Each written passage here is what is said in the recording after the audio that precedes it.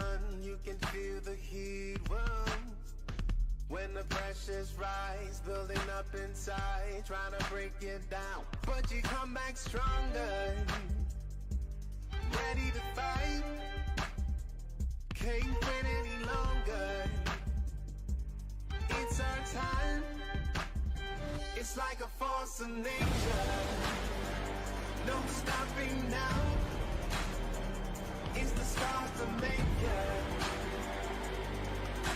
Stronger than that, it's like a force of nature, no stopping now, it's the scars to make you.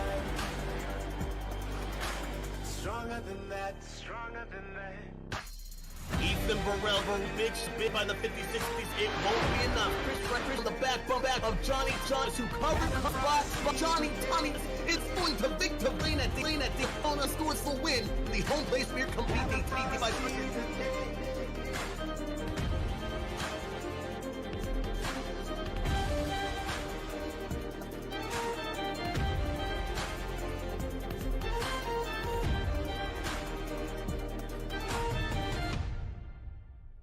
It's like a force of nature, no stopping now, it's the stars to make you.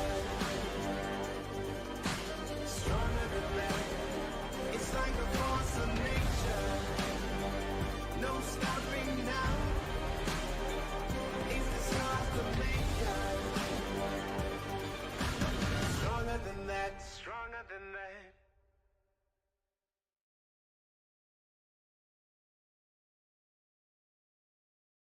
Good evening, ladies and gentlemen, and welcome to Las Vegas Motor Speedway here for round number 2 of the 2022 B Elite Join APS Cup Series. My name is Rish Kosla, joined tonight in the booth by Dave Huckleberry, and welcome to the Memory Lanes 200. Looking forward to this event as it kicks off, and let's talk you through the racetrack and the weather conditions we're seeing tonight, and a little bit of a unique situation here. Visiting Las Vegas this early in the season, we normally actually save the 1.5 mile type racetracks, the very common type racetracks in real world NASCAR, until later in the season, and we normally don't run too many of them. This season, however, we have 4 of these events at 1.5 mile ovals, and they start immediately after the Daytona 500. So for round 2 over at Las Vegas Motor Speedway, and it feels like not too long ago that we were racing here for a driver to pick a spot into the Final 4 in 2022A. Shane Terrian victorious just about 2 months ago here at Las Vegas, looking to repeat. But we'll keep an eye out on how this whole race plays out. Dave, what are you expecting as we have actually a heat race underway here? It's been a little while since we've seen one of these play out. And that's normally what happens when we have a large grid of cars. So Mark Keeler, Harrison Talon, Kyle Walgren will take the start of this heat race. Should only last a couple of laps here. If I'm correct, it should be a 3-lap heat. But yeah, I'm not sure, Dave, if you're familiar with the rule, if it's going to be one of the top finishers of the heat, or if it's going to be I believe if all drivers will advance. Yeah, I believe what I'm hearing is all 3 of them will get in. Just some sort of technicality here. We're still waiting for Harrison to grid up. So I know for the longest time it's been with iRacing that if you have more than 40 cars starting a race, then you go into heats after qualifying. So to get the final 3 of 43 in, I suppose that's what we have to do here. So it's been a little while since we've actually had to do this here in the Cup Series.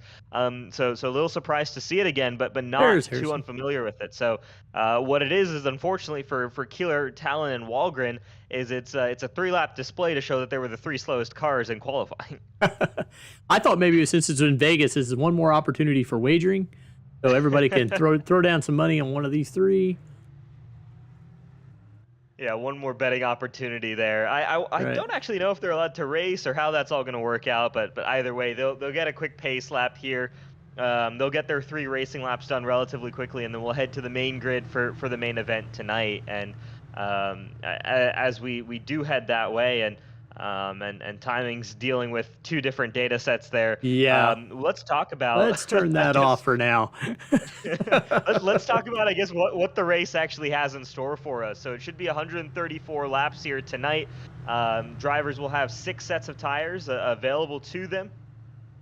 And so we could see a little bit of tire strategy depending on how things play out. Unlike Daytona, though, no stages. Daytona didn't have stage breaks, but no points on offer at various points in the race. So it's all going to be about, there's going to be that halfway point for the leader. And then, of course, there's going to be points paid out at the end. But you're really not going to get anything for running up front for the majority of the race. Here, we pretty much entirely give points out at the finish of the event. So keep an eye out for that. Curious to see how these cars race. Again, we're always talking about this changing package, and with iRacing, I mean, I logged on a little bit, maybe half an hour ago and had another update to both the cars and the racetrack. Now, it seemed like a fairly minor one, but even from 2 months ago when we were last year in Las Vegas, these cars could be vastly different. Yeah, I did notice there was an update this morning, a new patch update. So it's always kind of iffy when you run a race on the same day as a patch update. We don't know what changed completely, but we'll find out, that's for sure. Now, these guys are not talking about racing for serious because they were talking about going through the pit lane. So we'll see what they end up doing. Yeah, Harrison Talon kind of breaks away from this group. Kyle Walgren, Mark Keeler running side by side. A good thing to see right there is Walgren running up against the wall versus Keeler, and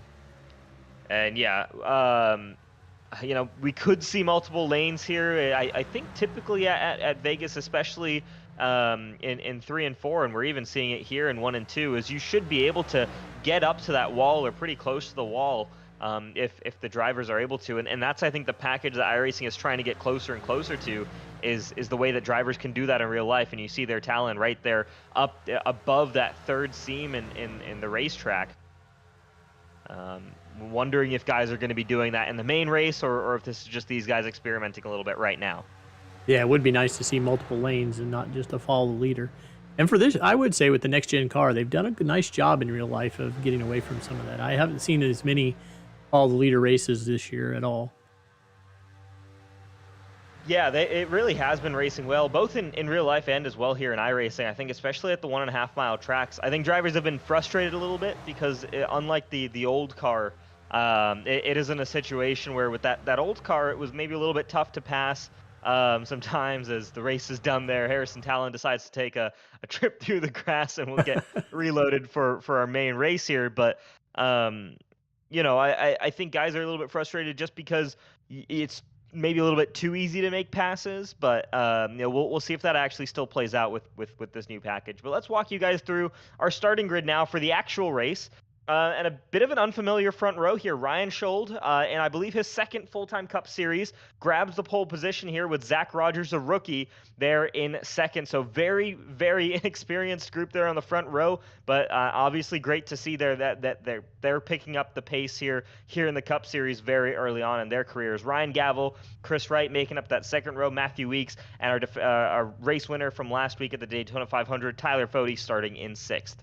Chad Thurnquist in 7th. Scott Crump is in 8th.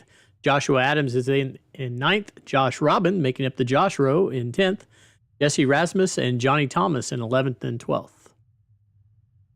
All right, moving on then to our to another rookie. Then it's going to be Ladham Joyner in the 13th position. Good showing from our rookies here in qualifying with Trey Holmes alongside him on that row. Then you have R.C. Enerson in P15, making his debut for Pro Edge Racing. And then Wyatt Knadel for Fueled Up in 16th. Shane Terrian and Jeff Green make up that next row. For Pro Edge Racing, Tate Lytle is in 19th, Brent Jones in 20th, Andrew Rucker 21st, Daniel Martinez 22nd, David Tooker 23rd, Michael Hosack 24th. All right, then Chad Frankenfield. A little bit surprising to see that 15 car further back down in the pack. Expect him to move forward relatively quickly alongside our second place finisher last week, Dustin Dewar. Cody Harrington and Hank Steinmiller make up 27th and 28th, and Alec Balvans and Joey Chapman make up 29th and the top 30. Josh Hodges in 31st, Robert Hill in 32nd, Joshua Clark 33rd, Bronson Stafford 34th, Hunter Smith 35th, Rusty Capel in 36th. All right, we'll run through these last ones relatively quickly as we're about to go to Green Flag Racing. We got Josh Clark, Bronson Stafford, Hunter Smith, Rusty Capel, Richard Hines, and Alex Gray.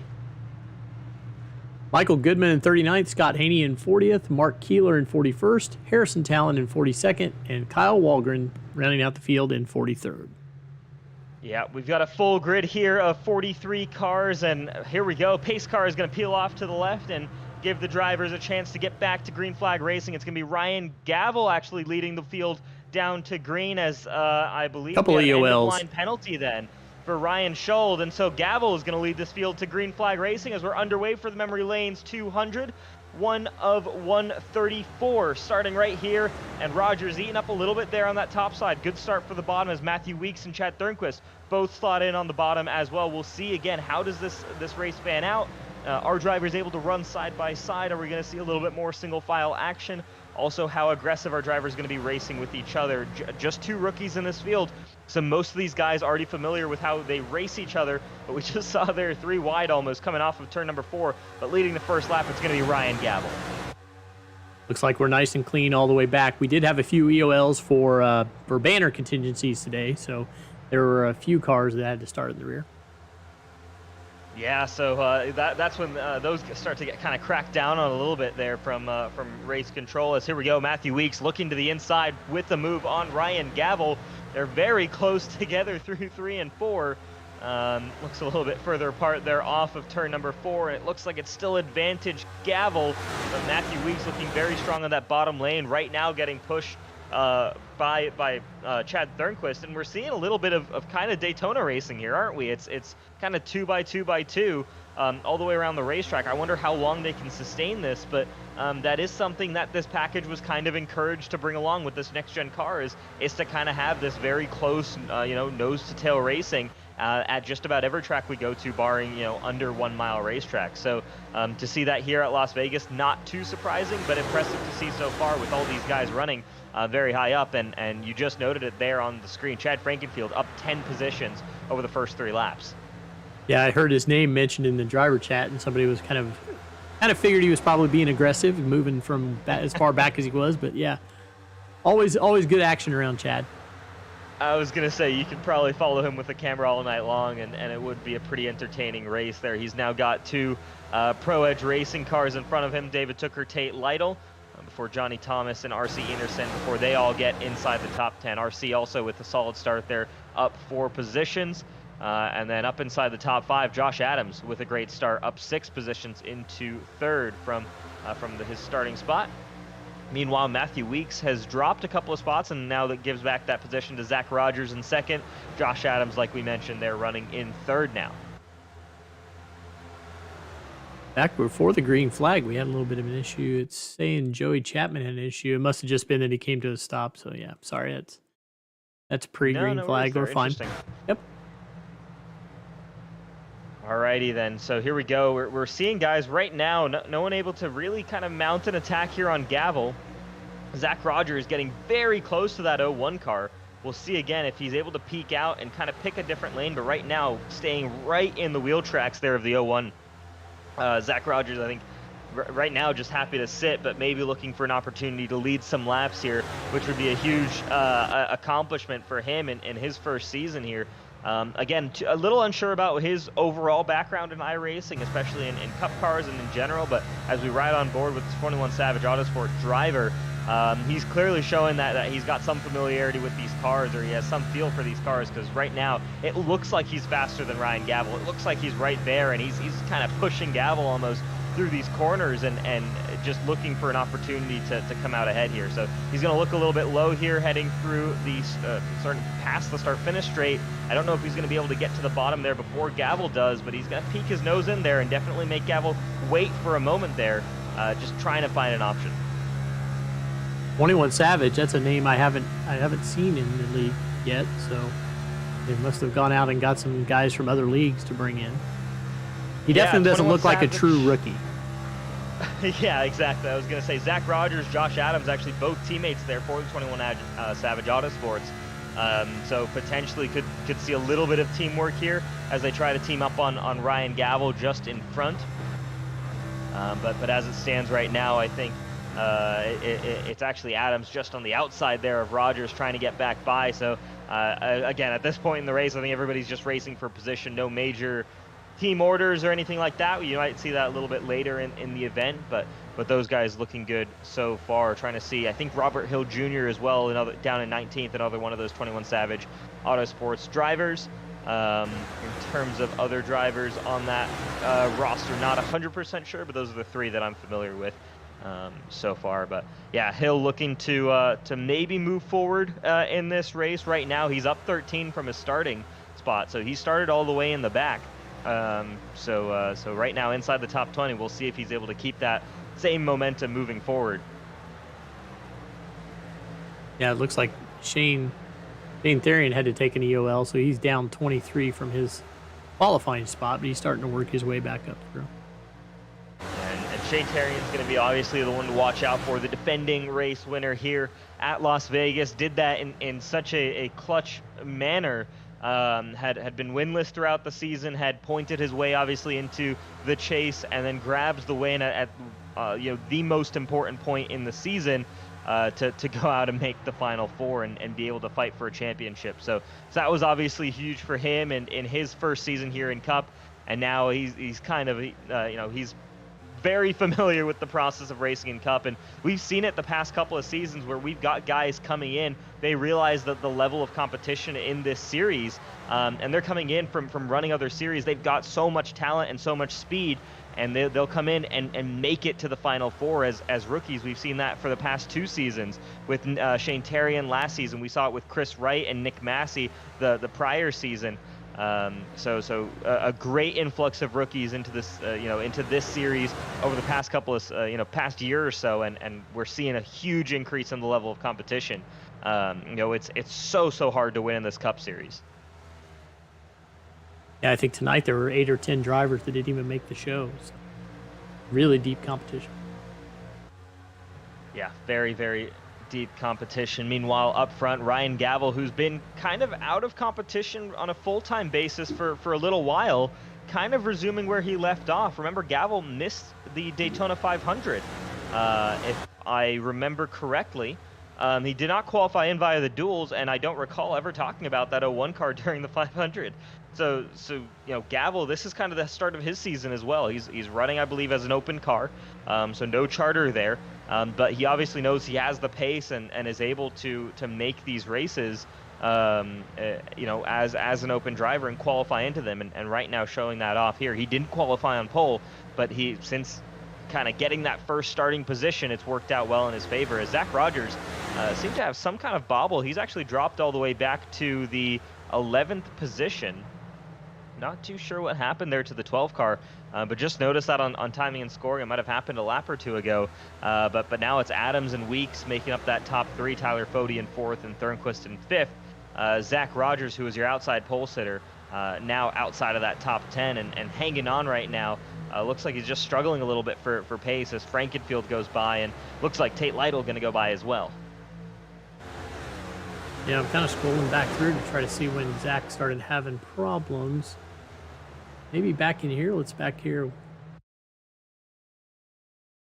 Running kind of up. Yeah, he's 3rd or 4th there. Running with Scott Crump and R.C. Anderson on the outside. Yeah, he dropped a couple of spots here. Wonder if there's contact here with the 50. Speed it up a little bit here.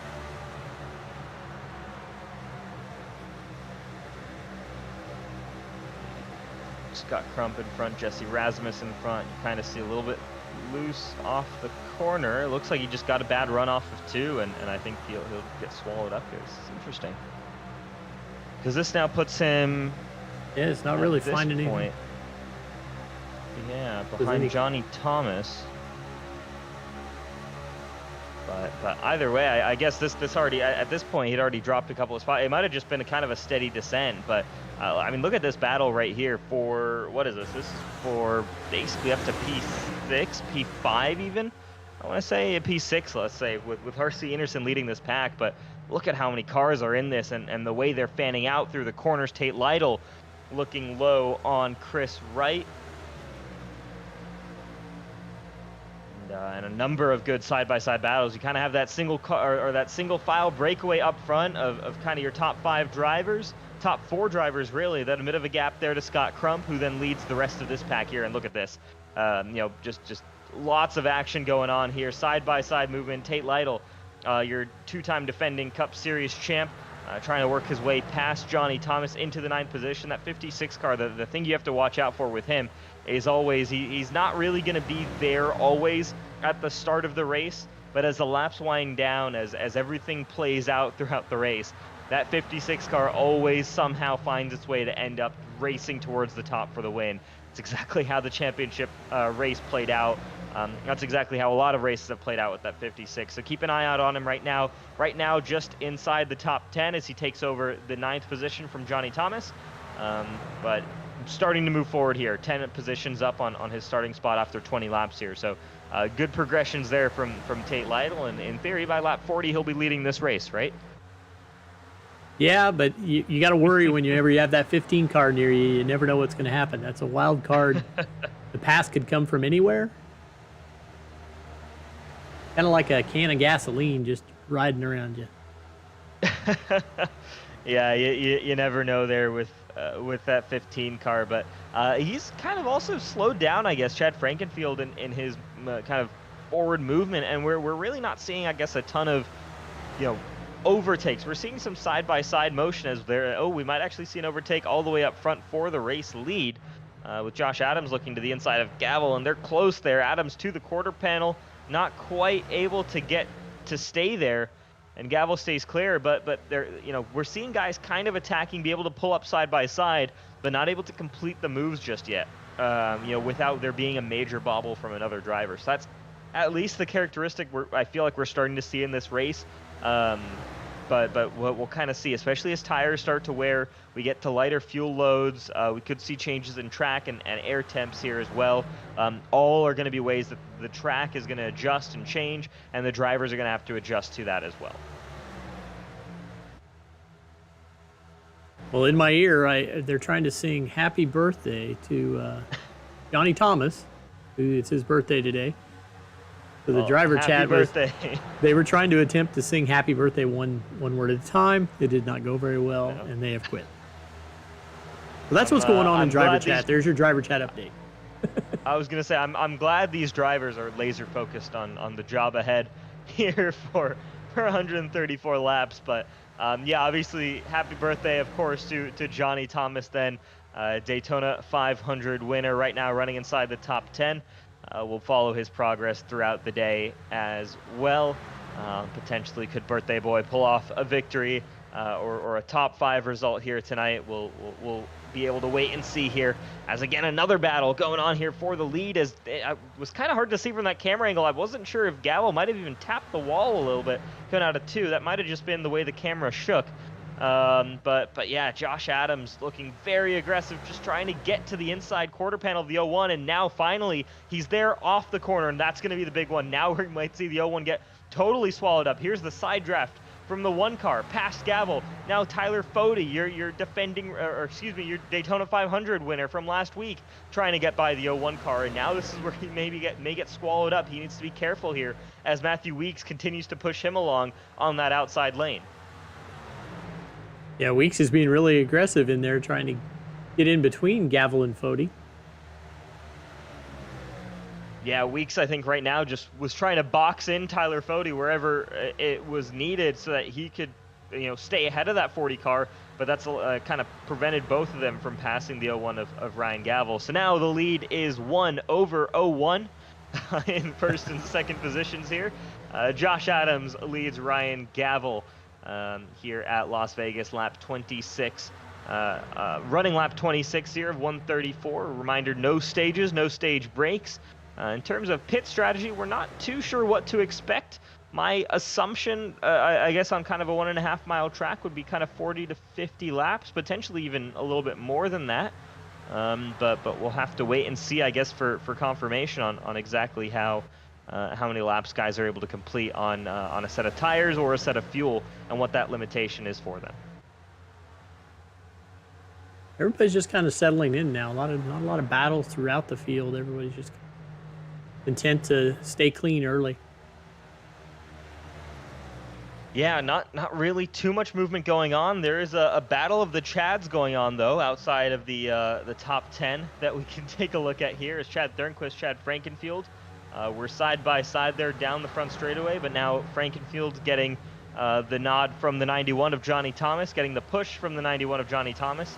That clears him of the 0-2. We'll see if Thurnquist is able to fight back, but now Frankenfield kind of blocks off that, and they're back to single file here. So yeah, I mean, all the way through to basically the top, probably top 20 or so cars, all running more or less single file right now. Like you said, just settling into a groove, either getting fuel save, running to a number right now, or just settling into this racetrack. We could potentially be seeing that, again, this is the package that you have to play, is really take advantage of it on fresh tires, because as they wear, you might just not have that same car or that same ability to make overtakes. And right now what we are seeing as well is the overwhelming majority of drivers favoring that bottom lane, at least through turns 1 and 2. As we get to turns 3 and 4, guys going a little bit higher, maybe about a lane and a half off the top on entrance, but generally, off the bottom on entrance, but generally drivers preferring this bottom lane around this racetrack. Looking at a battle way back in the pack, around 26th or 27th. Justin Dewar, Joshua Clark, also Bronson Stafford and Hunter Smith having a pack there. Yeah, good little scrap going on here. As we take a look at, that's Dustin Dewar, now trying to make a move there on the 7 car of Josh Hodges. Dewar hoping to continue to build on his strong running at Daytona last week. Right now has a little bit of work to do to move his way into the top 20. But starting to look good there, as he's back to a net zero on starting positions there. So it dropped a little bit early on in the race, but back up to his starting spot, and now has some clear track in front of him to try and close up the gap to the next car in front. That next car is going to be Michael Goodman, his teammate. Meanwhile, Shane Terry and Andrew Rucker, both cars that you feel are kind of out of position for this race, as well as, honestly, the cars in front of them. Bronson Stafford, Josh Clark, both kind of feel out of position in general for this type of race, for these cars. So I believe Terrian, we know, had that end-of-line penalty. Trying to see who else had one. Joey Chapman had one, but yeah, I mean, it was really, and Bronson Stafford, also had one. So let's see who else. They were wrecking up front as well. As we have a caution out on the racetrack. Who was that? That's right in front of us as well. Rucker gets hit. Who was around on the start-finish there? Is that Jesse Razimus? The 70 car there of Jesse Razimus potentially with they the were issue. Riding. Ooh, this contact Trey Holmes into the 2. Jeff Green turns the 2 car. Yep, so Chad Thurnquist goes around into the outside barrier. Jeff Green looks like he might hit, and Razimus kind of loses it there after the collision, gets hit by Wyatt Knadel as well. So, yeah, a little bit of everything. Interesting way that played out there.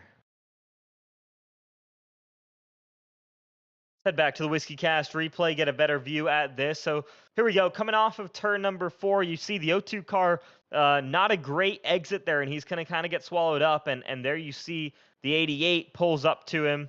And so this is a really tricky situation to be in if you're the 0-2 car, right? I mean, you don't really have anywhere to go.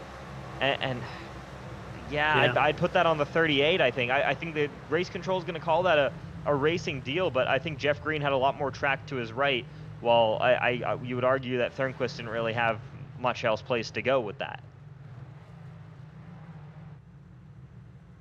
The 34 laps, everybody's coming down pit lane. Yeah, I don't know. You can't do much if you're the 0-2. You're stuck between a rock and a hard place. But yeah, I agree that Jeff Green could have gave him a little bit more room and kind of avoided it. But just feels like the way they're going this year, they'll probably call that a racing incident. Yeah, for sure. So pit road for everybody after 35 laps indicates that tire wear definitely going to be a bit of a concern for these guys. Obviously, fuel as well. This is about probably what we'd expect to be maybe 2/3 to 3/4 through a full run here. So we'll see though. Race off pit road is actually won by Tyler Fody, who beats Josh Adams and Matthew Weeks off of pit road. Ryan Gavel actually with some problems on pit road, drops all the way down to 6th there. A little bit longer and that's the difference, right? A second longer than Tyler Fode on and off of pit road is going to put Ryan Gavel down in the 6th position behind Tate Lytle, R.C. Enerson, Matthew Weeks, Josh Adams, and Tyler Fode. Here, Mark Keeler missed his pit. He couldn't see where his pit was and drove by it, so he's back out, but he's going to have to come back in. So Mark Keeler in the 08 car right now, showing in 14th position there on your timing and scoring, though he will have to come back down and he'll head back to the back of the pack. As it stands, I wonder, is Andrew Rucker still in this race? He is. Was showing as on pit road there. So Rucker, another one of those guys who we saw with some damages. Not sure what kind of crazy ride Keeler just went on there entering pit road. Yeah, they were talking earlier during practice about a glitch at the very beginning of pit road, that there's like a bump there where you can actually fly over it. You get all 4 wheels off. So interesting. Well, of course, once they found it, they're all like a bunch of kids. So they had a good time playing with it for a while. So, but it doesn't appear to give you any damage, but it does give you a heck of a ride. Good to see then. Well, we'll keep an eye out on that and on future stops as well. But lights are out of the pace car as Mark Keeler comes off pit road. He should catch up to the rest of this pack as we are getting ready to go back to green flag racing. Is going to be Tyler Fode and Josh Adams leading this field, and there's that confirmation from race control. No tally. Consistency is really going to be the key here from race control, and that's extremely consistent with what we were showing at Daytona. Is they're really letting these guys go out there and race in terms of calling incidents on a certain driver. I think for the most part, tallies at this point are really only issued for self spins, as we see, or really egregious errors by driver. For the most part, if it's kind of those things where it's just guys come together, race control calling them 50-50 this season, and I think they started doing it for the most part last season as well. But that leads to guys racing each other just a little bit tighter here as we get back to going to green flag racing. Good jump. Second opportunity now for these guys here on fresh tires, full tanks of fuel, to kind of feel it out and see, okay, can we now make moves? We've got a lot more grip than we probably had for the last 20 laps. Now can we make some moves, make some progress here from our restarting positions? Fode was able to get away pretty early. Yeah, really good jump there as, big run to the outside by, that's Josh Adams. It kind of dies out just a little bit there for him. As he's trying to get by Matthew Weeks right now in a Pro Edge sandwich. Weeks, Lytle, and Enerson as well, actually, up inside that top 5. So that's some of the Pro Edge Toyotas, as there are about 20 of them in the field tonight. I say I can't fit them all in one shot, so. Yeah. Every car you see here is in some way affiliated with Pro Edge, I'm sure. But yeah, you could probably argue that the one car of Josh Adams as well has some affiliation there with them. Scott Crump does not, neither does Tyler Fode. And Fode leads the way right now. Crump, of course, very familiar with his teammate Chad Frankenfield. They got very close at Daytona 1 week ago, and you could see the 15 and 90 car are about to share the same piece of track here relatively soon as well. So on board with Chad Frankenfield. Teammates, let's not forget. And here we go, 15 car to the inside there. Good run off of turn number 4. On the outside is going to be Scott Crump. There are 3 wide there. Crump going a little bit high to get a good entrance into turns 1 and 2. And for now, things stay clean between teammates here, the 15 and the 90. The 15 already to the quarter panel of the 01 as well. Chad Frankenfield, great drive off the corners is what I'm seeing from this 15 car. And he's making that work here on these new tires. He's always been exceptional on new tires. The question has always been, can he maintain that pace throughout the run? But right now, he's taking advantage of the fresh rubber, moving up a couple of positions as well. Frankenfield now plus 18 to his starting position, trying to be plus 19. Chad likes to go way below that white line through that corner, doesn't he? He does. There's obviously the inherent risk of doing that and over-rotating the car, but it does help a little bit with rotation. So if guys are feeling a little bit of understeer in the car, and I'm not too sure what the communication is from these guys in terms of feel, especially as the run gets longer, but having the track almost turn the car a little bit for you can certainly help and take some of that wear off that front right tire, which if these cars are handling a little bit either neutral or a little bit tight, that's a major deal. If you can save that front right corner throughout the run, that'll be a huge advantage to you later on. But Frankenfield does clear Gavel as our starting, or our pole sitter effectively, I guess, is now down to the 7th position. So Gavel struggling a little bit now that he's in dirty air. We'll see if he's able to find that pace that he had in qualifying and early on with the clean air in front of him, but still sticking inside that top 7. Frankenfield now up into 6th as he moves past former teammate RC Enerson.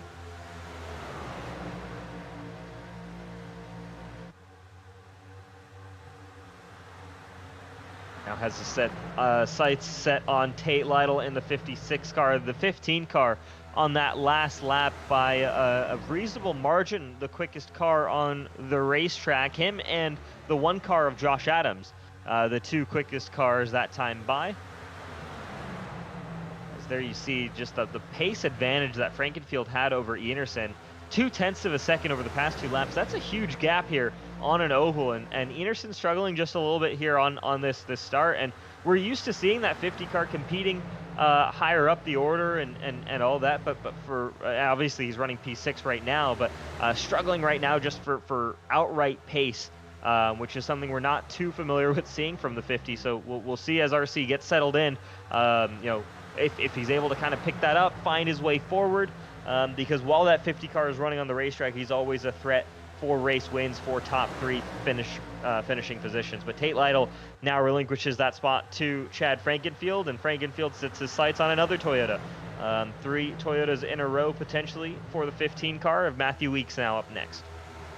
Yeah, you mentioned RC Enerson always being up front. He's had a good week so far. He won in the trucks, and he won in the Grand Nationals as well. So. Oh wow. Did not realize. So he's hoping to do, I think, what only one driver has done before, which is to win in all 3 of our stock car series in the same week. And I believe the last driver and the only driver to have ever done that was Ryan Lutz. Probably about, that must be 4 or 5 seasons ago now. It's been since we had that happen. So that was certainly a historical achievement there for Lutz to do that. RC with the opportunity to do that here tonight. Trucks, Xfinity, or Grand Nationals, and the Cup Series all in the same week, especially if they're at different tracks as well. That can sometimes be very tricky. And I do recall, I think the trucks were at Chicago on Sunday, so definitely trucks were at Nashville Super Speedway, and the Grand National Series was at Chicagoland. Ah, okay, there we go. So got those flipped there, but yeah, so 3 completely different racetracks there. So could we see that 50 car back in victory lane here? Long way to go to find out, but certainly something to play for there if you're RC Enerson. And in terms of things to play for here, let's talk about the Memory Lanes challenge that we have going on this season. So tonight here in the Memory Lanes 200, as well as in the Memory Lanes Brickyard 400, coming up a little bit later this season, the top 5 finishing drivers in each of those races will then get an opportunity to race at Phoenix for $100, and the prize goes to the highest finishing of those 10 drivers deemed eligible. So top 5 drivers from tonight, top 5 drivers who were not already determined tonight at Indianapolis, and then Phoenix, they go racing for $100. So a little bit there on the line for these drivers, as well as regular season points. And who doesn't love money, right? Money's great. Can't complain. In terms of guys who are in good positions right now to get that money, Tyler Fode, Josh Adams, both of them well clear of the rest of the pack here. Really just kind of in their own world. Josh Adams, Tyler Fode. Adams, I think, about a second ahead of a 3rd place Matthew Weeks, and Adams relatively close there to Fode, but yeah, that's a sizable gap there. And here's that view from the front of Matthew Weeks' car. It doesn't look that big, but when you're just out of the draft there, it can be a lot, and you're not going to be able to just quickly suck up to that 1 car, especially when you have this 15 car as well to kind of put behind you and pressuring you continuously lap after lap here. So as it stands right now, those 2 Chevys looking strong up front. But we'll see. Obviously, things can be very quickly reset here in the field, and we'll see as well. Are they using up their tires early in this run, and will that fade a little bit later, or are they still able to keep something in the bank? Remember, Fody, with that great restart, was able to create that gap to start with, and didn't really have to burn a ton of rubber to get that built up. Looking here to battle back for the 16th spot. Brent Jones, Jeff Green, Josh Robin, Ryan Schuld area. Little side-by-side battle. Jeff Green just got by 2 of them. Get 2 more spots. Yeah, as we watch here on the outside, that's going to be is that the 8 car there of Josh Robin? Yeah, 8 car of Josh Robin. Not used to seeing him in a Chevy. That's a new one for me, but we'll get used to all of these as time goes on. Brent Jones, of course, off of his podium finish at Daytona last week. Right now inside the top 16, trying to stay ahead of Josh Robin, find his way into the top 15. We've been seeing consistent improvement over the past couple of seasons from Brent Jones, and he's hoping again to build that consistency over the course of the season. 53 of 134 right now for the 89 car. Looking relatively strong, as Josh Robin might lose another spot here to Ryan Schuld. Ryan Schuld, the man who put the fastest lap down for qualifying, got that EOL penalty and has to do it all again, has to work so much harder to get that track position after a great qualifying. Expect to continue seeing this 4-car move forward, I think. Just, we know he has the 1-lap pace. Is it going to last over the course of a run? We don't know. But right now, if that 4-car can find a way to get track position, whether it's through strategy or whatnot, just being able to get himself back up front, I think could do wonders for him, because there's legitimate pace in that 4-car. Jump back up and check on the leaders here. Still a good breakaway there for them. Still about a second between Adams and Weeks. It's actually closed down slightly. By about 1/10 of a second, but that does fluctuate up and down the start-finish straight, so hard to say for sure there. But yeah, we've kind of got the top 2 drivers, and then we've got this next group of 4 cars of Weeks, Lytle, as Lytle actually did get by Frankenfield, so Weeks, Lytle, Frankenfield, and Enerson. And I wonder now if this is where we start to see for Chad, did he use up that front right just a little bit too much there early in the run? Got a lot of track position out of it, but now guys who saved a little bit more may be fighting back here as RC suddenly looks like he's on the offensive here with the 15 car. As we go back to the WhiskeyCast replay for the pass that Tate Lytle had on the 15, let's take a look at this there. So it looks like he was saying in driver chat he was thanking him, so I was wondering if he actually let him by or... Interesting. So there you see there, Tate Lytle, great run off of 2, gets to the inside quarter panel, and yeah, I think it was mostly a thanks of just saying Chad didn't put up much of a fight there. And that's the rarity, because normally he won't give up a single position without fighting, so, which is good. I mean, you don't want to give up positions, but that you do kind of notice when you just get kind of an easier pass.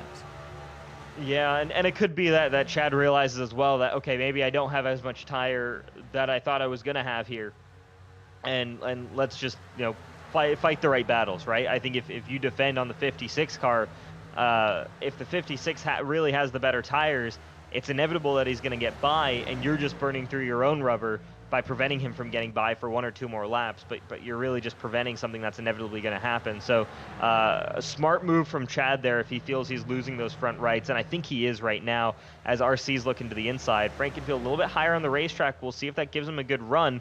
But normally so strong on the exit, still good off the exit, but now more even, I think, with the rest of the pack here, and that's going to hurt the 15 car. He really seems to lean on that front right tire. I'll ride on board with him a little bit and see kind of how he's adjusting his line for those tires. See, he gets to the bottom of the racetrack relatively quickly, quicker than anybody else in front of him, but uses that, the rotation you get at the center of the corner to really drive off the corner, and that's what we're seeing from the 15. He does that so well at every track we go to. There's just nobody, I think, is able to drive it in as hard as Chad Frankenfield does. When he is on it and when he's able to especially when tires don't factor as much into the equation, I think the 15 car is a massive threat when you get real heavy tire deg races, and I think we might be seeing that here tonight. That is sometimes going to hamstring this 15 car as he's still side by side here with the 56. He is going to fight ahead, but you see now just in the rear view mirror is now RC Anderson with an opportunity to come out on top in front of the 15 car.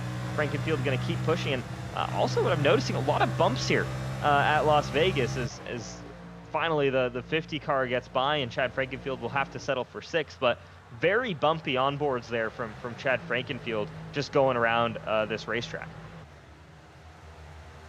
Yeah, it looked like Chad was so intent on Tate there that the RC kind of switched it up on him and took him to the outside, and then was able to kind of box him down low and get around him.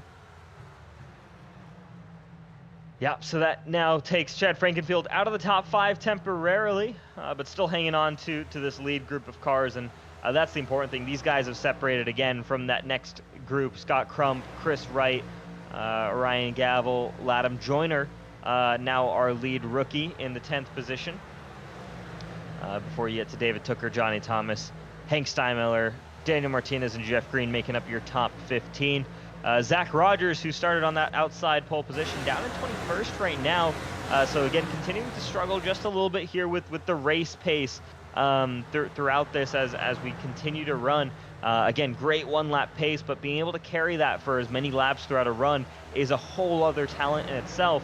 And that's where I think a lot of guys have come over to the elite racing leagues and sometimes struggled initially before they've taken time to really get that to translate, where they can put down blistering single lap pace, but to be able to do that over the course and the length of a race is very, very difficult. And that's why this league, I think, continues to attract top drivers from outside in iRacing, like Zach Rogers, like Latham Joyner, who come in here and have raced before and have said, hey, look, I know I can put down really quick lap times, but to be able to do that for 134 laps or heck for the Daytona 500 for 200 laps, or in 2 weeks time we're going to be going to Darlington and we're going to be doing that for 367 laps. That's a long time to be racing at a certain level and to be pushing at a certain level, and that takes a lot of time to get used to that.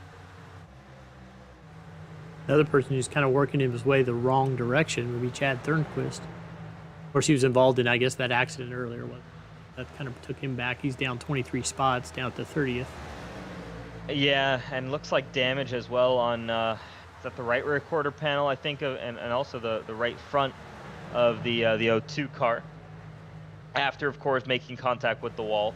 Not honestly as bad as I would have thought it would be. But yeah, he's certainly been hindered by the early contact, as he's now going to try and move forward down in P30. Thurnquist was an early championship contender last season. Fortunately, as he got into the chase, things kind of fell apart a little bit there for the driver of the O2 car. But coming back here after probably what was his most consistent season last year, in 2022, a lot to build on there, and could we see him become another championship contender? A little bit unlucky here today. We didn't really follow him a ton at the Daytona 500, but sometimes it can take 2 to 3 weeks to get your season underway. The issue that sometimes drivers will run into is you run out of weeks then. We only have 13 regular season weeks before we get into chase racing, so you really have to make your name there. Or 11 regular season weeks before we get into chase racing, so you really have to kind of settle into something quickly here. There's not a lot of time to acclimatize yourself with the rest of the series. Speaking of weeks, we can go back up to Matthew. Segue. Yeah. Excellent transition there. Yeah, Matthew Weeks just been really solid today. I mean, right, can't ask for much more from that 11 car. Hanging on there in the 3rd position, qualified well inside the top 5. He's staying on pace. He's putting in identical lap times to Fody and Adams. It's just that I think on that initial start of the run, they seem to pull away a little bit more than that 11 car. But for future runs, he could be right there with them. And honestly, it really is a total difference between your top 3 and everybody else in this field. Top three are putting in, or excuse me, sorry, that's top two actually are starting to drop a little bit. I've been looking at the wrong times there. I'm looking at best lap times. I'm saying, Fody, Adams, Weeks, they're in a league of their own there kind of in terms of pace up front here. But last lap, actually, all of these drivers in the second group are closing in little by little on the leaders. Yeah, and Matthew Weeks was saying on social media today where he felt like tonight's race was really important to him to get a good finish. He didn't have a chance to score very many points at all, if any, at Daytona. So he really was saying, we got a caution. Ooh. Mark Keeler. Caution. Yep, that's what I'm seeing too. He was all by himself. Also on a straight portion of the racetrack. What the heck? Oh, turns. Right in front of the 66. I don't know about, I don't know about turned there. I'd love to see that at full speed and actually see him coming off of turn number 4. Because it looked like he was just skating slow. Okay, we got contact earlier. Okay, so now we'll ride with him. Contact with Richard Hines there. Coming off of turn number 4, what happened here? So he swipes down. Keeler swipes down into Richard Hines. Slow then, and he kind of in the middle of the racetrack there, and that's going to be a tally, guaranteed tally there on the 08 car. I think for both incidents. Obviously, I think damage-wise racing is over, and that could even be a parking situation there as well for the 08. Just because the initial incident between him and the 87, that looks like it was the 08 car coming down on the 87, and then driving that slowly in the middle of the racetrack and then suddenly ducking to the side. Yeah, you can't do that. I will say, though, for the caution being out, Cody Harrington didn't lift at all. So he was going full bore through that one way or the other. So he was trying. I mean, I guess it makes sense, right? We talked to Gerald about it last week with some of the problems with. I think we see it less here at a track like Las Vegas than we do at Daytona, but you don't know if they're necessarily going to throw a caution. Yeah, if that's there's true. A slow car. So you might be better off sometimes just gunning it, just going for it and praying that you make it through.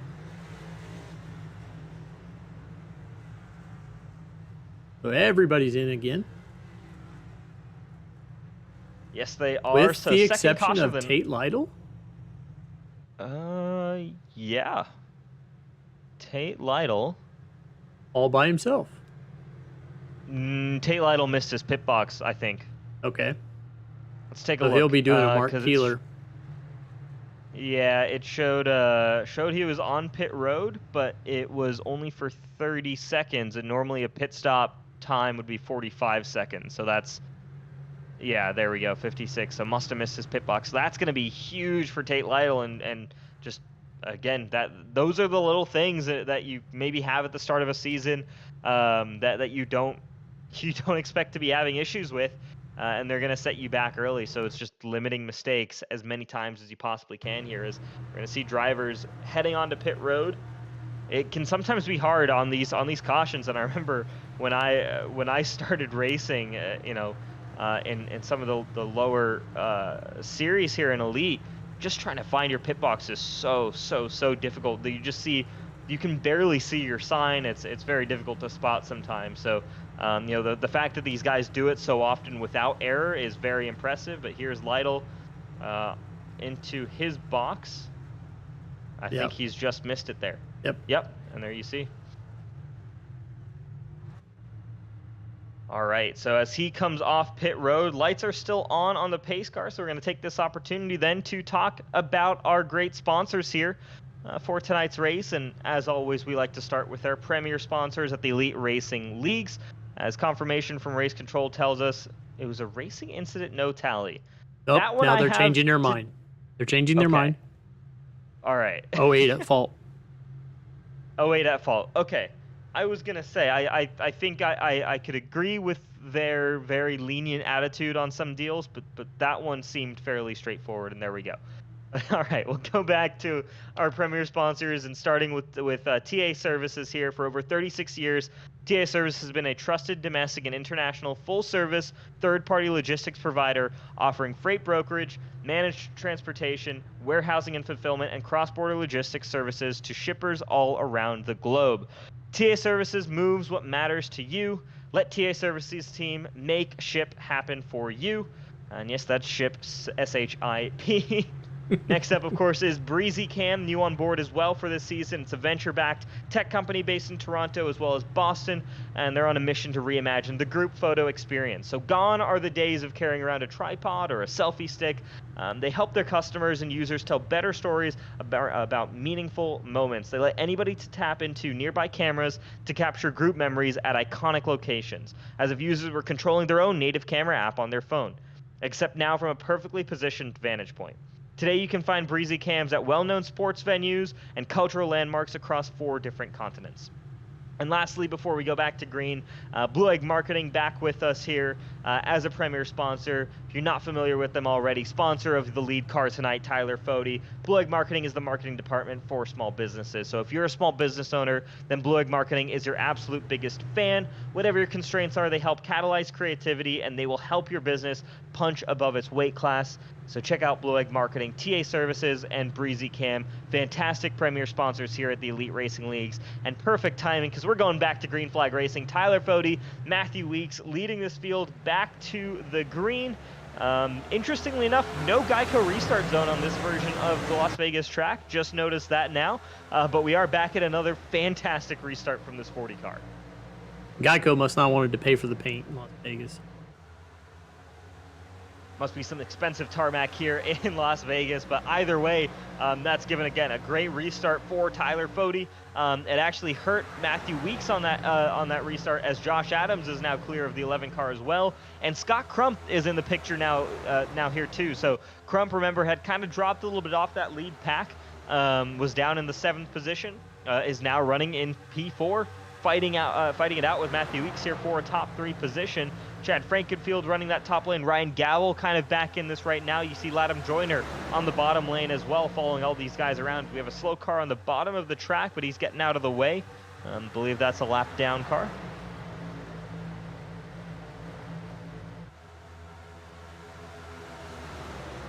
So side by side off of turn number 4 there for those teammates once again at White Lightning Racing for Scott Crump and Chad Frankenfield,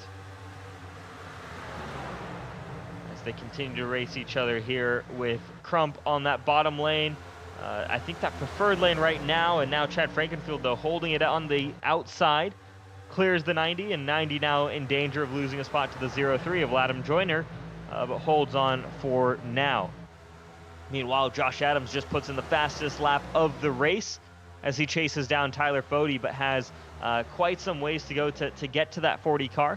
As we run one more lap here, and another fastest lap there for Josh Adams, another personal best for Tyler Fody. Here we are on board with Chris Wright now in the 8th position, trying to get by Latham Joyner, as he's all over the back bumper of that 03 car.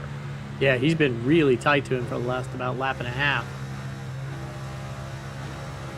Yeah, so Chris Wright then was having a really good Daytona 500, having a pretty solid run early on, and then ran into issues. But another one of those open drivers. He said he's trying to run a part-time schedule here, so likely won't be in contention for a championship, but coming out here with the simple objective of just winning, I think, every single week. And we're going to see what this 57 car can pull off, because he certainly has the pace to win and compete at a top level. I mentioned earlier that Nick Massey was one of those guys who made it to the championship for as a rookie. The other guy who joined him that season as a rookie was Chris Wright, and here we go, Chris Wright to the outside of Joyner, as he's been all over the bumper for the past couple of laps. Wright goes on by, and he's going to try and get by the 3 car as well, as that, I believe, or the 63 car of Hank Steinmiller, I think, is in there. Yeah, he's down on the inside. Chris put 3 good bumps on him through the corner. Not afraid to touch.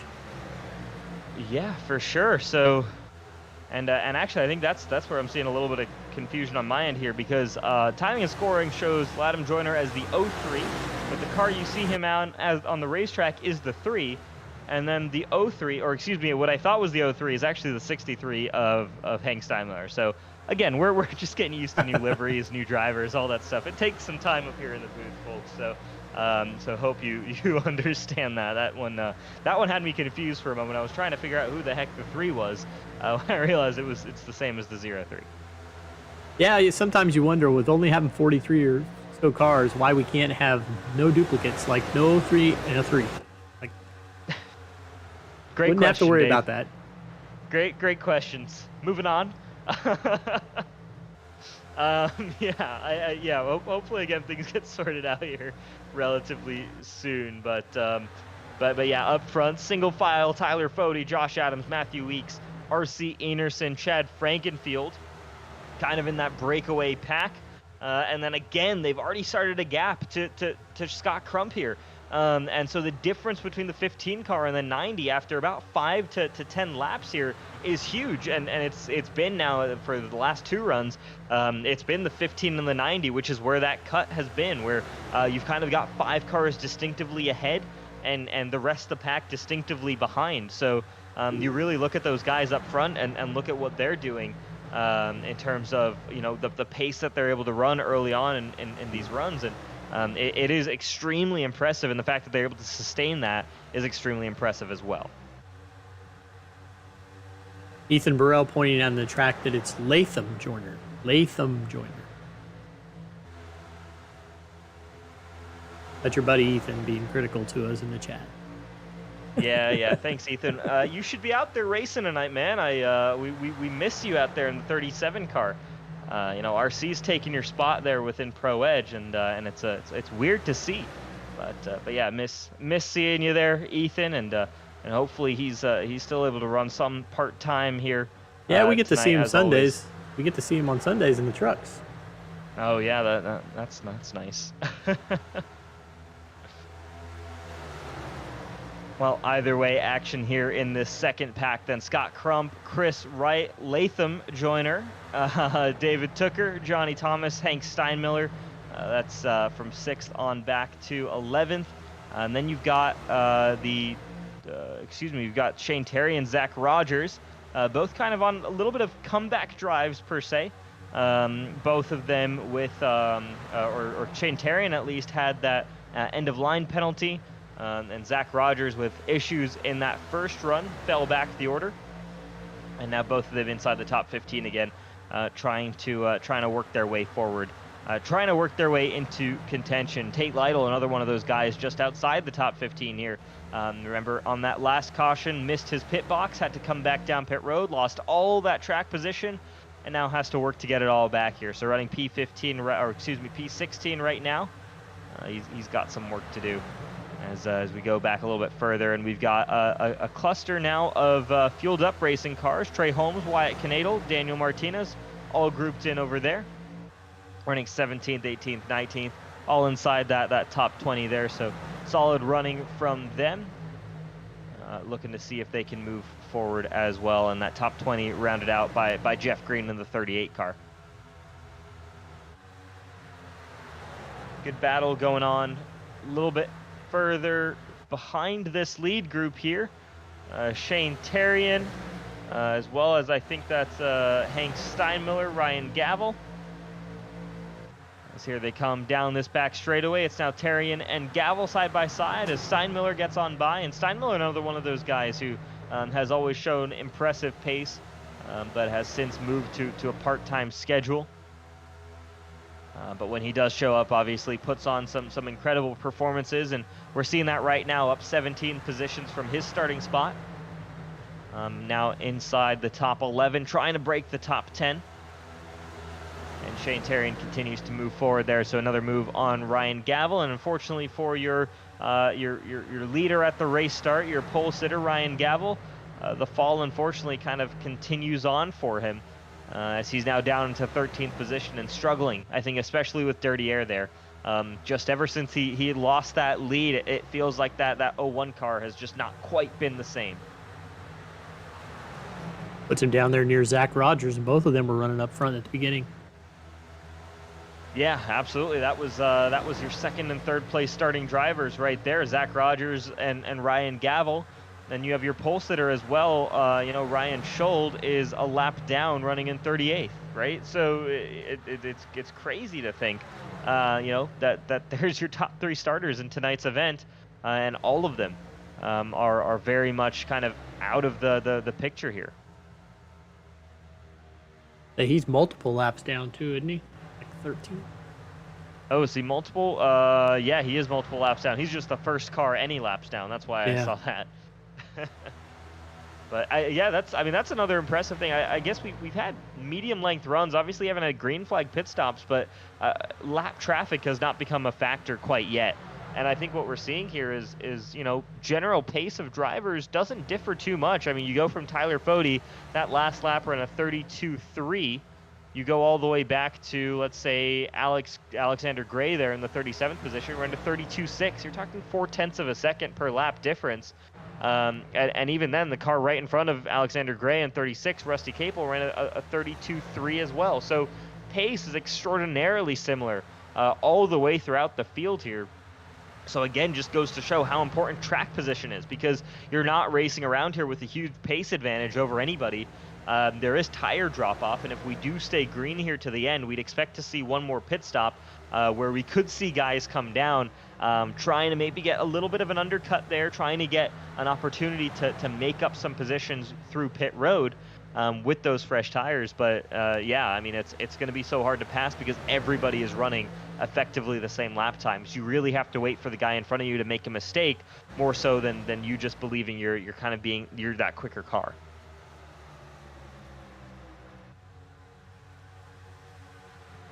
Ooh, RC gets a little bit in the wall there.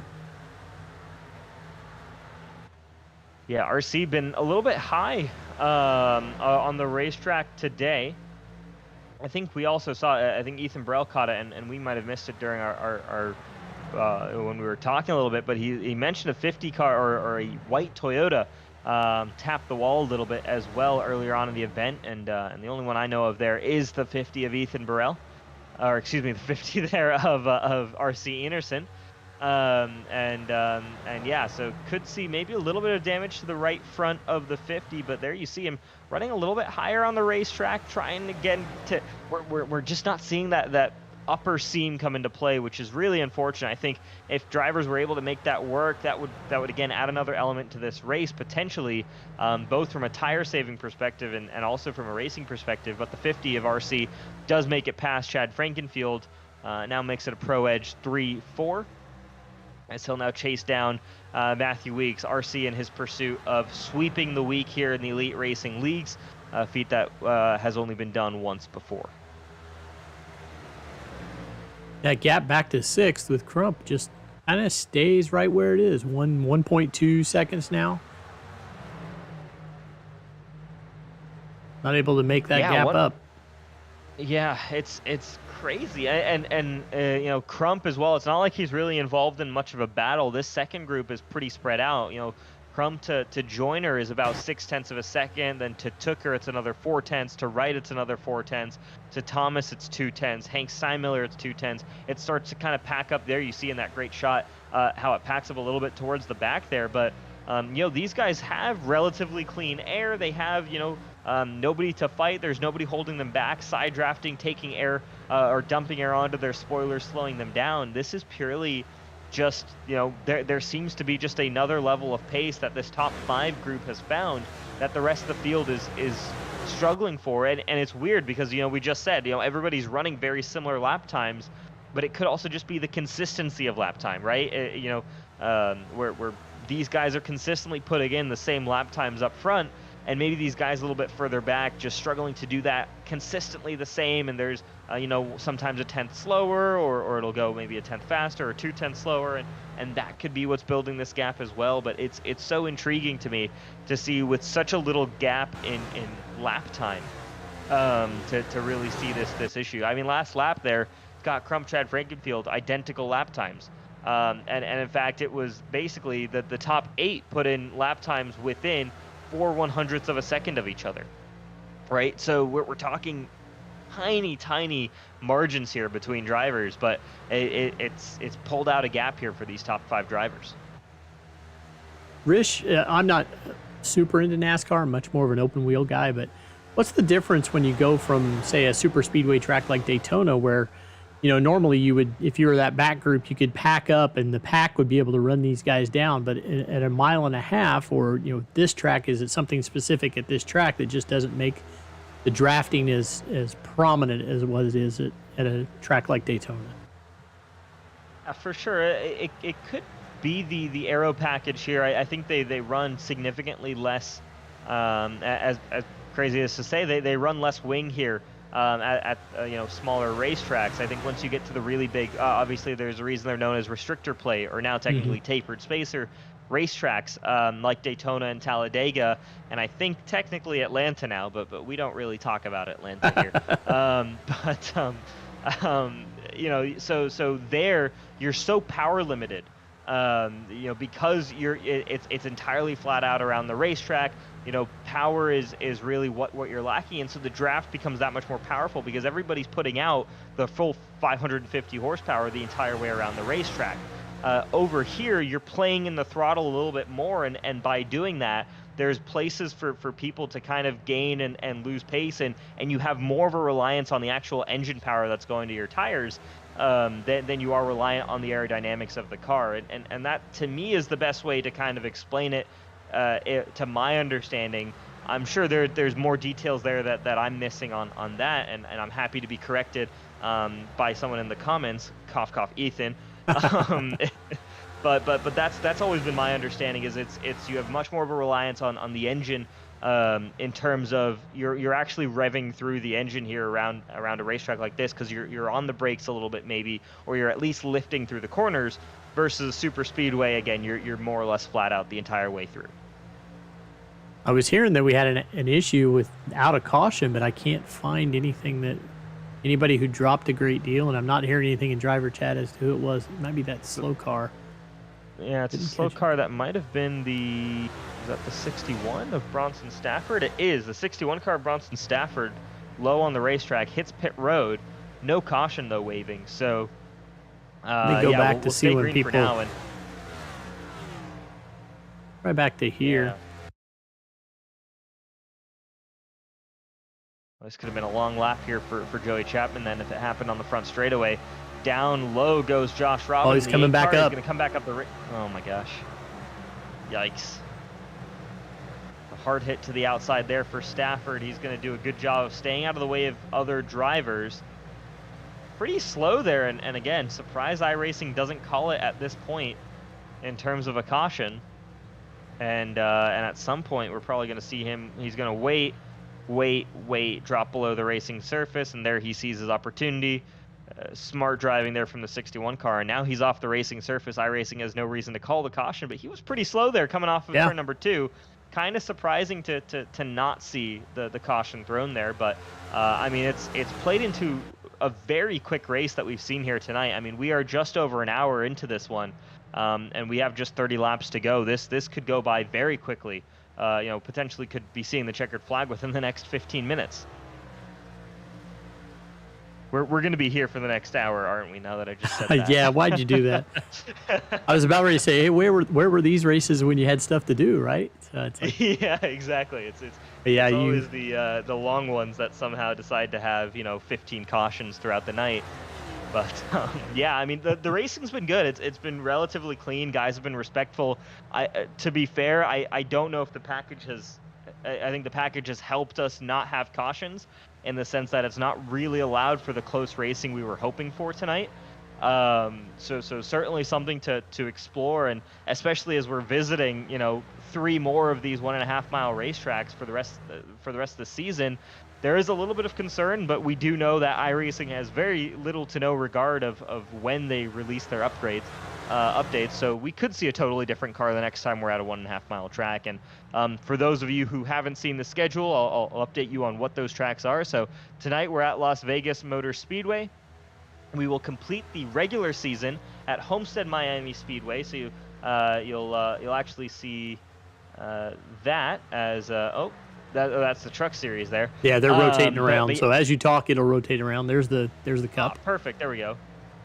So we'll complete the Cup Series at Homestead Miami Speedway, and then immediately it'll be, or the regular season, immediately followed by another 1.5 at Chicago Land. And then we'll finish it off with Kansas on round number 16 in that kind of final round of the chase before going to Nashville to decide the championship. Nashville, not a 1.5 mile, but very close to being one there. But we're not going to group it in with the rest of those ones. So quite a few more of those than we normally run here in the Cup Series, but it'll be interesting to see if we see a little bit of a different racing package. But next week, I think, is going to be another one to really watch out for, and that's going to be the Italian Stock Car Challenge. We're going to Monza. Typically at road courses, you don't have cautions. I would assume Monza is going to change that. For those of you who aren't familiar with the racetrack, look up a track map. You'll immediately know what I'm talking about, or just look up a video of Turn 1. And I think watching 43 stock cars barreling into Turn 1 at Monza is going to be a very interesting experience. So I would love to see how that plays out. I would love to see what the people of Italy would do to a whole bunch of stock cars showing up over there to run their track. I was gonna say. I mean, Monza. I guess they turn right on the oval in Monza, which is different to a standard U.S. oval. But they do have an oval there on at the Monza track, and I think it's an iRacing too. So oh yeah, I don't know. That would have been really interesting to check out these cars up there. It's very bumpy, very high banks, very high speed. That would have been very high speed, but I think that would have been a very cool race to explore. Maybe we try and convince Chad to do that for a Clash next season. I think that would be that'd be a pretty cool event to host. Indy cars up there would be probably deadly. I think that would be, yeah, unwise. Starting to hear some 81 car. That'd be Alex Gray. He's the last. He's coming in the pits. Ooh, okay. And that's something we'll keep an eye out for as well. Do these guys have to come down for another pit stop? They last pitted lap 71. I'd be pretty surprised if they make it all the way to the end here. 63 laps. My math is correct there, and so maybe they can do that. Again, we don't quite know the run. We mentioned it could go as high as 60 laps. It could be a little bit less than that. Are guys going to go for kind of that quick splash and go at the end, or are you going to maybe try to split up the run just a little bit? I would assume if it's just a little bit of fuel, then maybe it's a splash and go or hope for a caution, but we'll see. But we missed it by a couple of laps, but we did tick over now from we're now at 21 to go. And Dave, did you pick first last time? Yes, I did. All right, shoot. And I don't know if I did or not, but I'm going to say. Fair enough. Yeah. Fair enough. I'll remember. I picked first this week, and we'll move on from here. But I'm gonna say as strong as Tyler Fode has been, I'm gonna say that there is going to be a late race caution. There's gonna be something that pops up, and RC Enerson is going to complete the triple this week. He's gonna win in Truck. He's gonna win in Xfinity. He's gonna win in Cup. He's attacking Josh Adams right now. I think he could be in P2 within the next couple of laps. Potentially late race caution puts him in position to win this race. I'm going to take the 50 of RC Enerson. Okay. I'm going to go with Josh Adams then. I just think that maybe he's been laying back. Fode's been running out front all this time. I think nobody's really challenged him, so I'm just going to spice it up. I'll go with Joshua Adams in the one car. All right, we'll keep an eye out on those then. Of course, we say this as those two are fighting for position a second behind Tyler Fode. So, we'll see, of course, if they're able to close that gap. But 19 to go, and this tradition of doing it whenever we flip that ticker over from 25 laps to go. That was always something that our friend Alexander Ned would have us go over here up in the booth. And again, we've talked about it a few times this season. You've seen the GoFundMe link there, and you'll see Alex's face throughout the whole season, riding with us throughout this Join APS Cup Series in the 2022B season. Alex, in the offseason, ran into health issues, is currently going through the recovery process, still waiting on a formal diagnosis, and it still is in the hospital. Fortunately, he's out of intensive care, but is still in a full-time hospital bed. So, Alex, our thoughts are, of course, with you, and you're riding with us all season long. And for those of you at home, we posted it in the description of this video, in the comments section. There is a GoFundMe link. You see it on the screen as well. They are so close to raising the $20,000. to help Alex's family and friends getting through this, to help pay his hospital bills, just to help wherever. And so on that road to recovery, they're less than $2,000 away. So they're getting so close. And so every dollar is going to help. So again, want to continue to shout out that, and best of luck there, Alex. We hope you're able to tune in from the hospital and watch some of these races. Hopefully we're giving you a good race to watch and enjoy. And we missed you, bud. We can't wait to have you back in here. And we're going to keep doing this tradition that you started here in the Cup Series. One thing to also keep in mind is just because they're close to that goal doesn't mean if you're able, go ahead and give, because we all know how hospitals work and how those bills are piling up if he's still there. So it's liable to be more than they even expected when he first went in. So if you're able and you can, thanks for helping out. Absolutely. And with that, we'll kind of move our attention back towards the racing as we're 15 laps to go now, and laps ticking down. The race is not really closing up. Actually, it's honestly it's opening up more so up front. Oh, caution! There we go. Here we go. That'll bunch them all up. Oh yeah. And who could that be? We'll take a look here. Chris Wright, potentially. Chris with the broadcaster's caution. All right. Oh, he might have just gotten caught up in something here. You got the 02, the 32 coming up the racetrack. Oh, yeah, contact there between the 02, 32, and... Yeah, wow. Yeah, not much he could do there. That was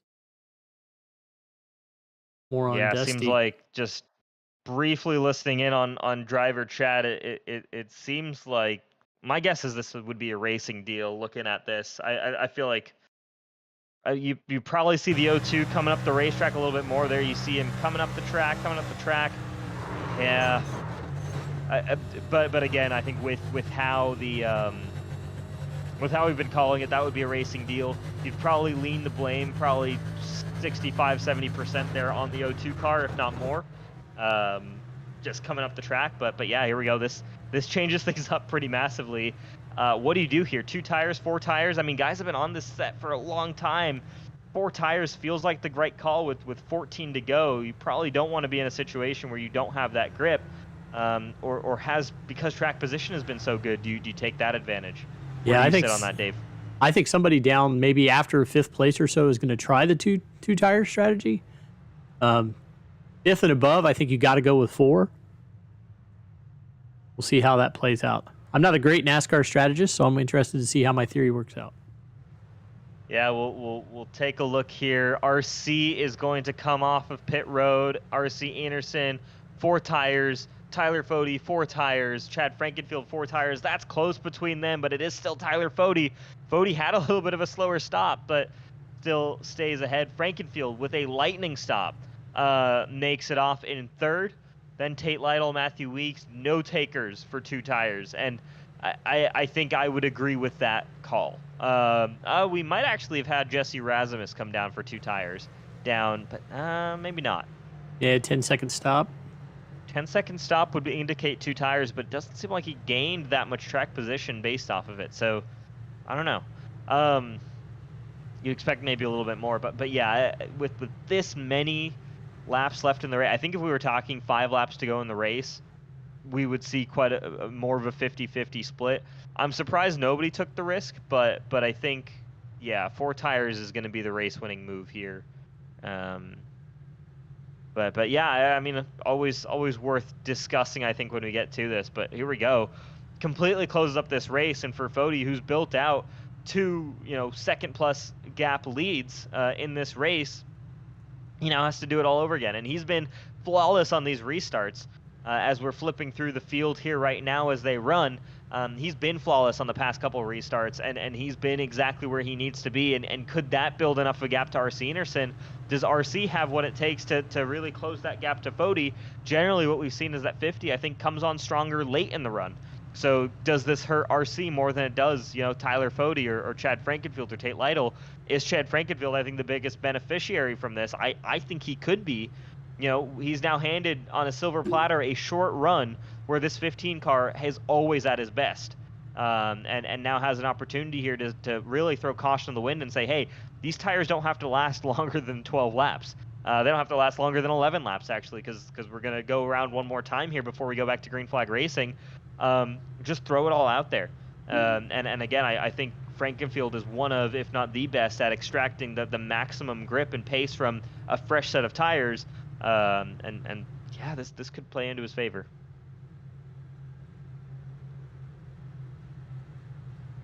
This will also put everybody in close proximity that they can run a little more aggressive and could breed, the old saying, cautions breed cautions. We could get a few more. It certainly could, and we've seen races end like this here where you kind of get, multiple cautions. Hopefully we don't get to all three like we did in Daytona. But we'll see if we even get to our first green-white checker, or if we're able to make it to the end of this one relatively unscathed.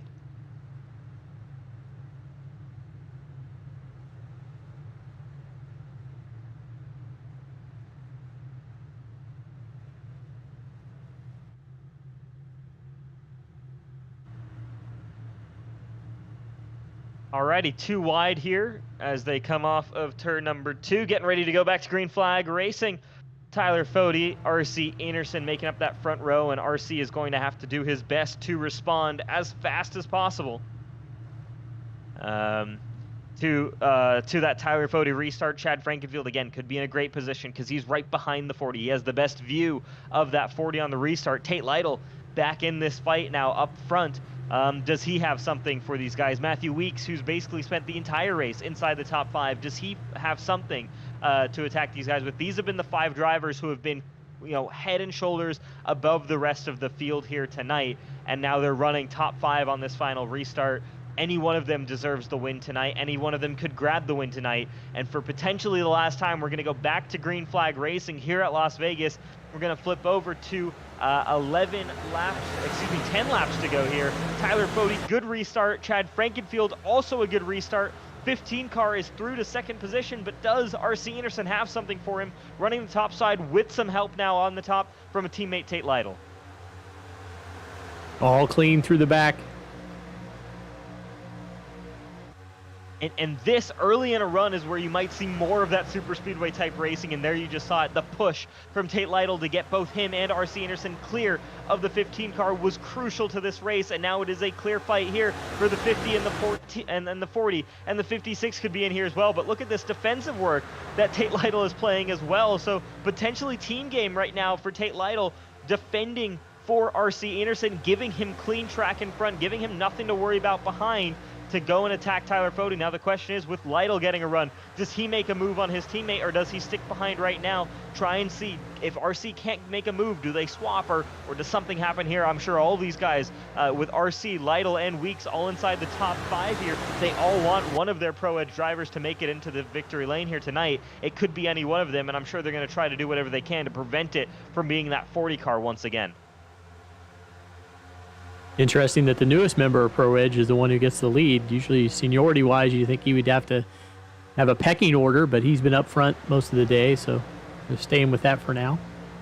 Yeah, I mean, he's one of the strongest at this point in the race, and here he is. He's right there on the bumper of the 40 car, looking strong right now. RC Anderson, can he do it? He's got to get just a reasonable run off the corner to get to the inside quarter panel of that 40 car, and once you do, that pass becomes so much easier, but getting there is what makes it so difficult. So here we go, RC, solid run off of 2. He could look to dive to the inside. He's going to look, try and just get that low line. He's got an opening, but Fody closed it there in 3 and 4. 6 laps to go.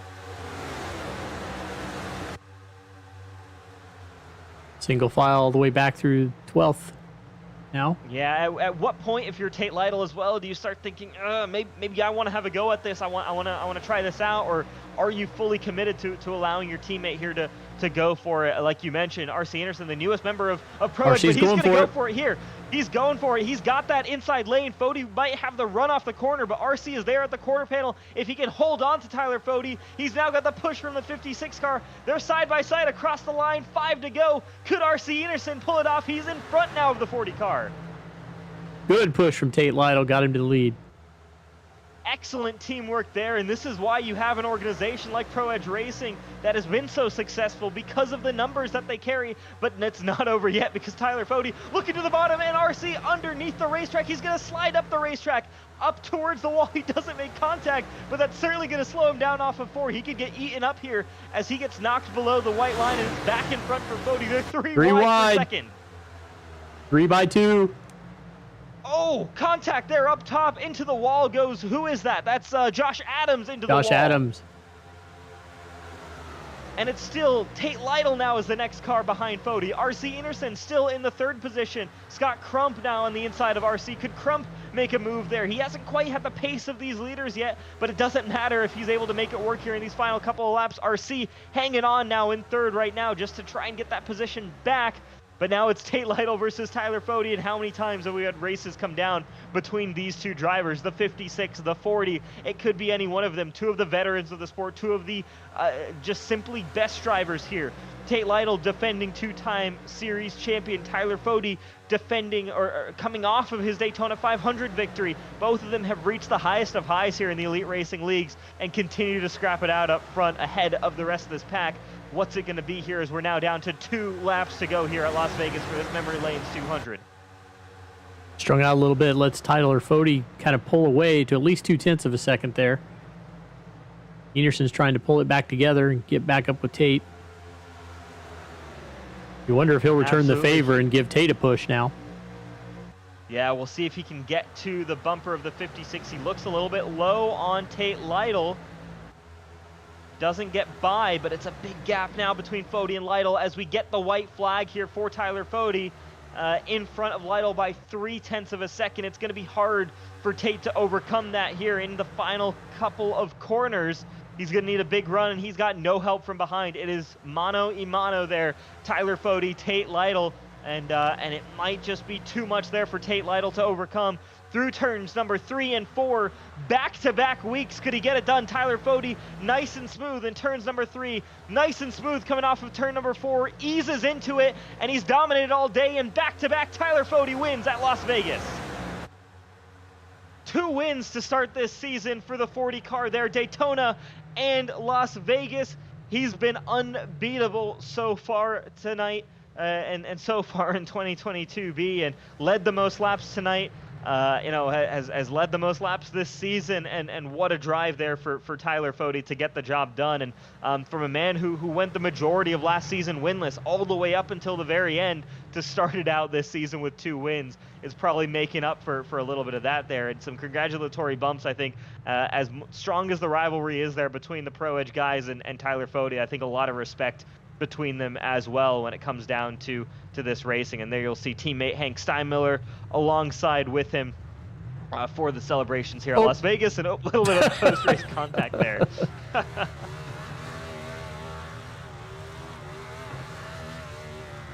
And yeah, some congratulatory message to Tyler Fode from Tate Lytle that we probably can't repeat on the air, but it's all friendly there from those two.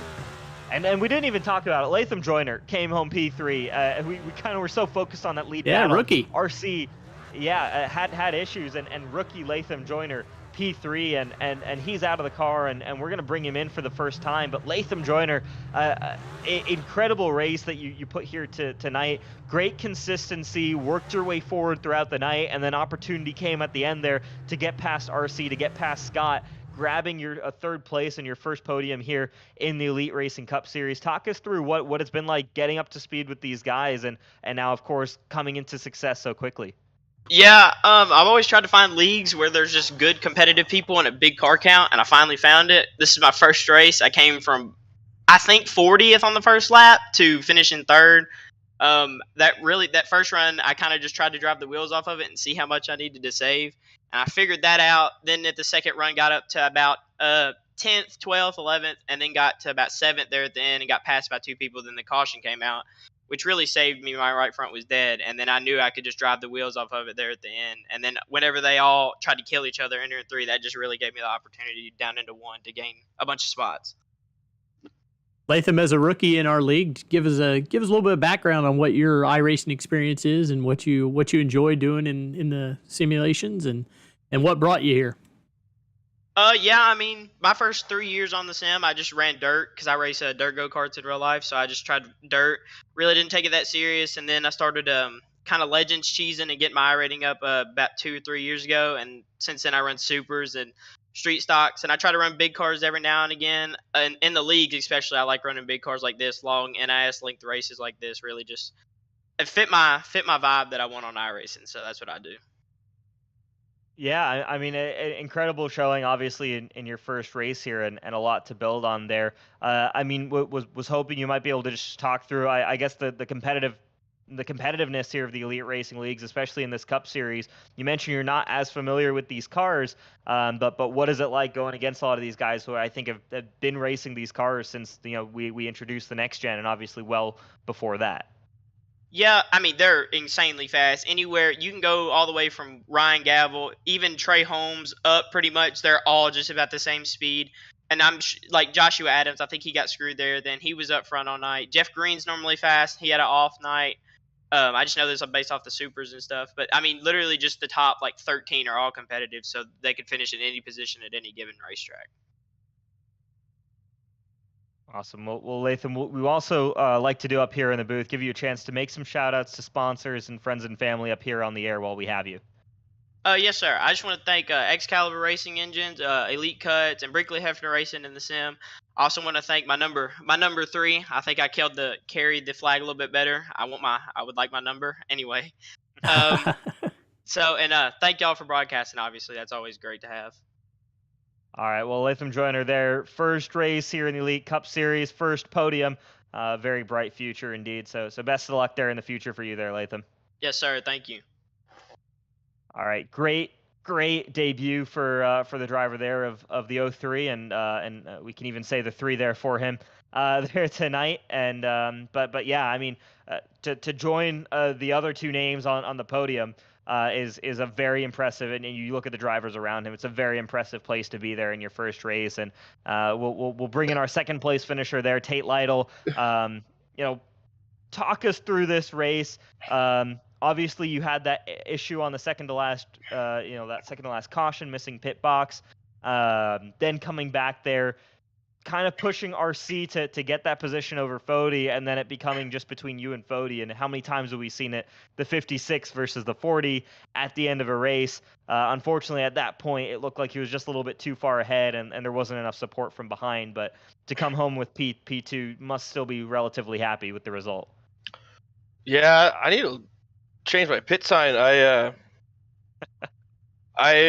Someone has, I don't even know who it is, but has a really very similar one, and I went to go pull into his box, and I'm like, oh, that's not mine. So missed my box there, and then I think I restarted 33rd, and I just kept waiting for it to stop moving forward. It never really did. I was faster than most of those guys in front of me even still, so it was, I don't know where that came from. I got to 19th behind Brent and was like, all right, this is probably where it ends, and it just, I don't know, it just kept on going. Got back up to 6th there, and then I had a run on RC and Fody. I could have made it 3 wide on him, but it would have been a losing move for me probably. I probably would have cost RC the position.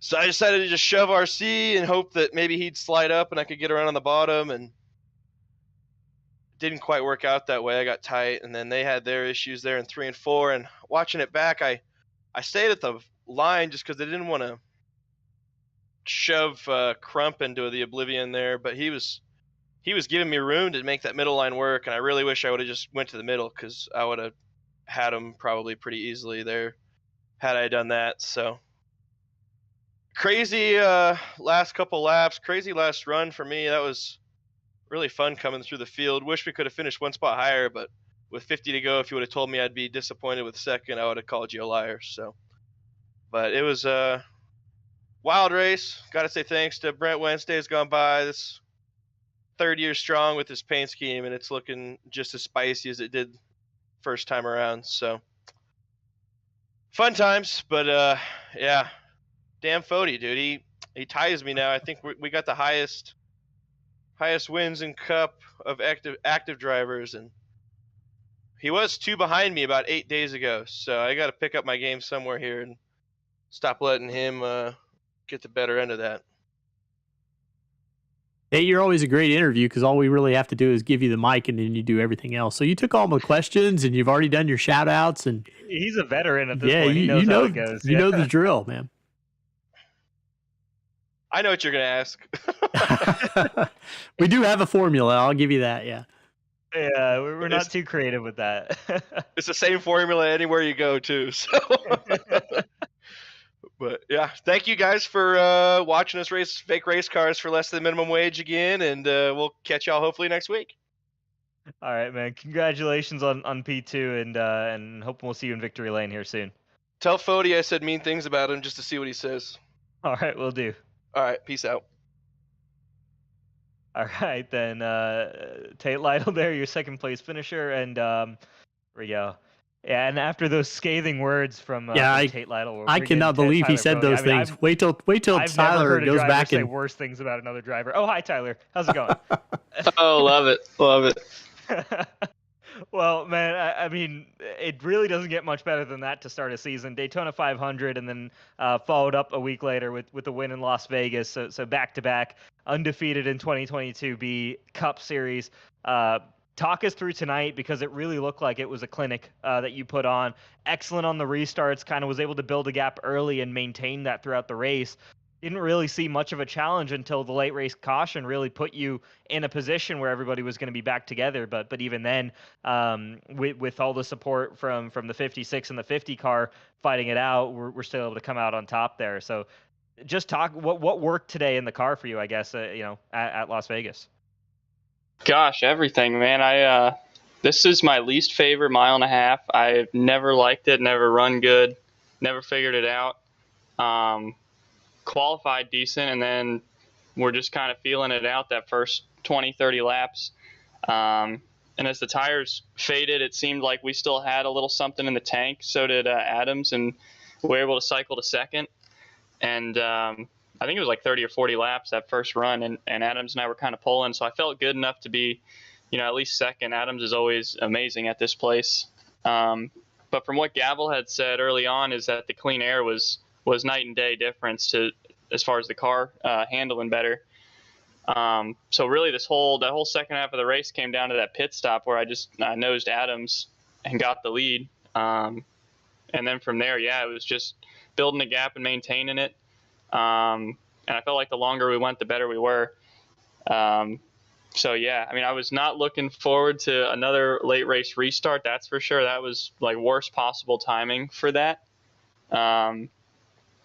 And yeah, it got close. We had a little dust up there. I'm sure it looked crazy in the booth, battling back and forth. I definitely didn't expect to get back to the lead after getting past, but I mean, we ran all the way down to the line and then just held our ground. That was it.